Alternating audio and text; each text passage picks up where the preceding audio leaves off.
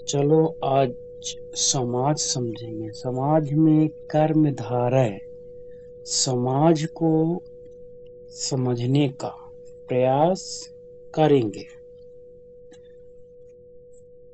कर्मधारय समास में विशेषण और विशेष। कर्मधारय समास इसमें एक पद विशेषण होता है और दूसरा पद विशेष जिसकी विशेषता बताई जाए या दोनों पदों में उपमान उपमेय का संबंध होता है।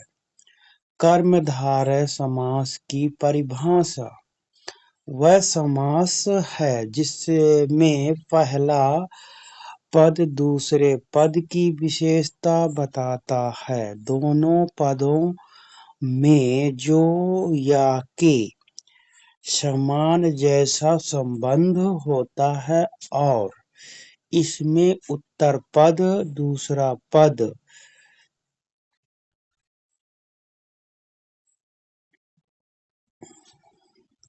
प्रधान होता है उसे कर्मधारय समास कहते हैं।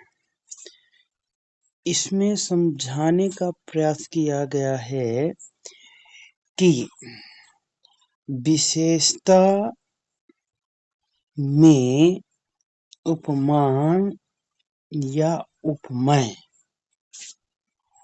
की विशेषता होगी उसे कर्मधारय समास कहा जाता है। विशेषण या विशेष विशेषण या विशेष इसकी विशेष पहचान बताई जाती है जिससे समाज को समझने में सरलतम रूप होता है। यह कर्मधारय समास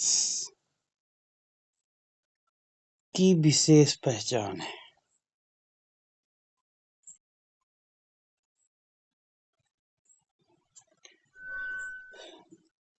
उदाहरण चरण कमल, चंद्रमुख, महात्मा, नीलकमल, महाराज, परमानंद,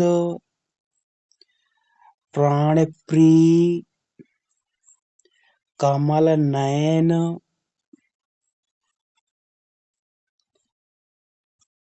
उदाहरणों का अर्थ होता है से कमल कैसे हैं, नयन जैसे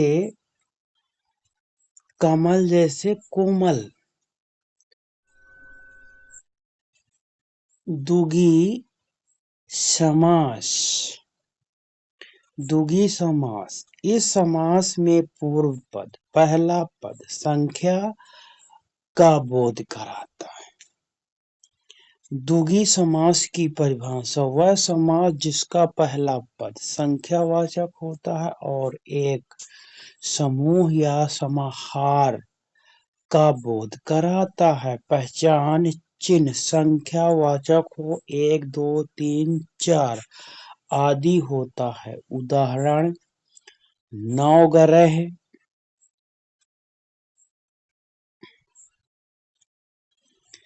इसमें संख्या का बोध हो रहा है। दोपहर 2 संख्या का बोध हो रहा है। त्रिवेणी 3 संख्या का बोध हो रहा है। पंचतंत्र 5 संख्या का। चौगनी 4 संख्या का।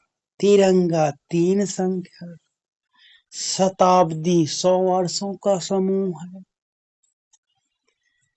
इसी प्रकार से द्विगु समास में संख्या यदि वाक्य में समझ में आता है